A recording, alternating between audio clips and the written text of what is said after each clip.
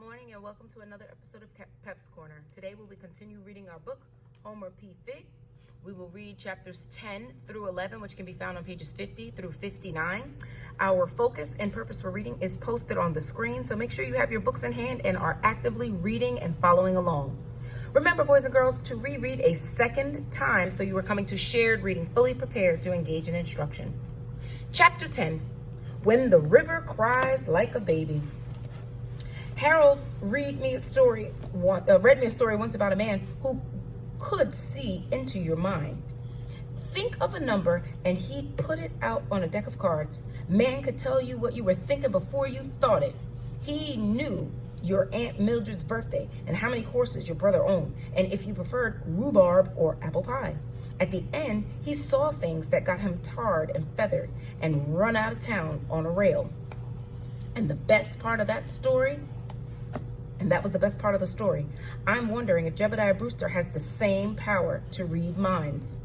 Doesn't seem possible. He'd figured everything out because of one measly word.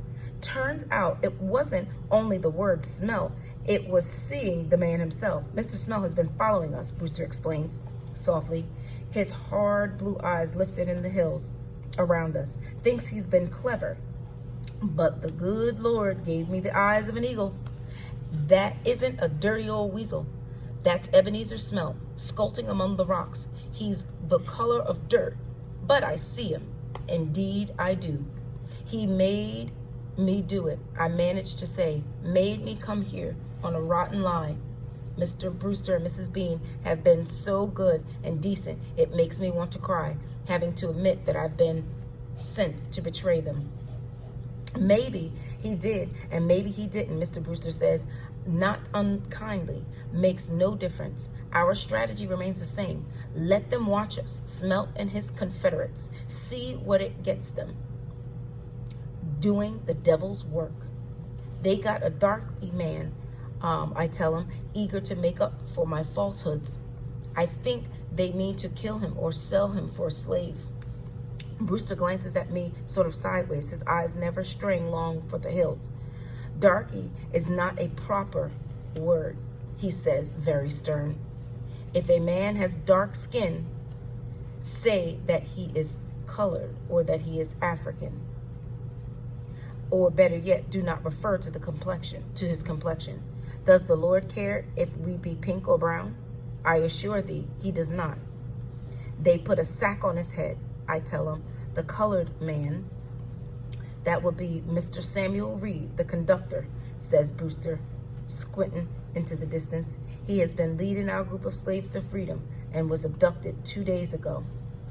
We've been on the lookout ever since. I figured by conductor, he means the colored man works on a train collecting tickets. But Mr. Brewster is talking about the Underground Railroad, which is a different thing. He explains there aren't any actual trains on the Underground Railroad and no rails to speak of, but they do have conductors who guide fugitive slaves from station to station, each station being a house or hiding place. Could be a root cellar or a shed or mine or anywhere they can hide fugitives on their way north to Canada, where slavery has been outlawed.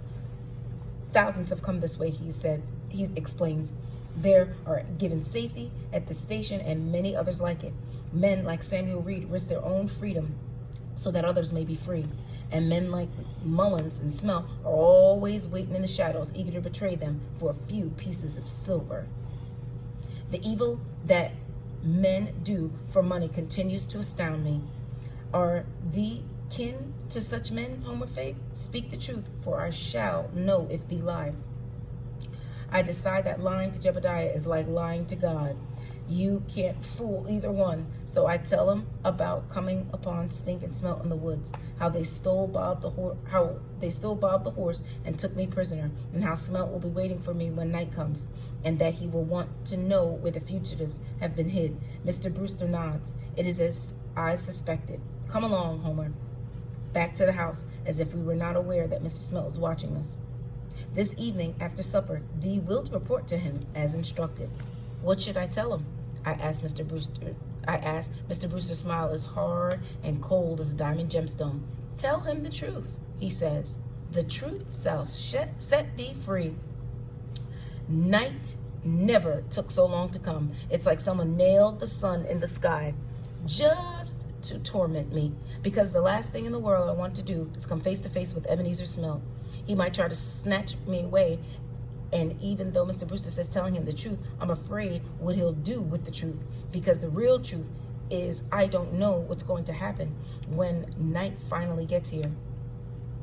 Mr. Brewster is calm as an old white mountain, waiting for the wind to wear it down.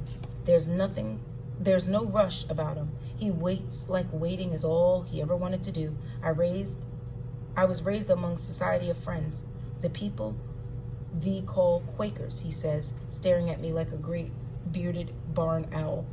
We're on the side porch, facing the rolling hills to the west, and every shadow looks like someone coming to steal me away.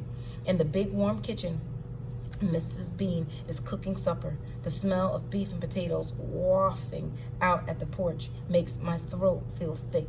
It's hard to swallow, like I still have a few fat lies stuck in my throat. The friends believe no man may be enslaved by another. Mr. Brewster continues very stern. We also believe no man has the right to kill another, even in war, no matter how just the war. Forbidden from the battlefield, I must find another path toward righteousness. Such a place is here, he says, thumping his rocking chair with his feet. Jebediah Brewster stands up tall as the world and takes hold of my hand. Come along, Homer Figg. There's a sight thee must see. He takes me to the basement door. Figure he's going to lock me up like Squint and throw away the key, except there are no locks on these doors in the Brewster house. Be not afraid, he says. No harm will come to thee. He lights the glowing lantern and throws open the basement door. From below comes the light of other lanterns and a gentle murmur that sounds like a deep river that cries like a baby.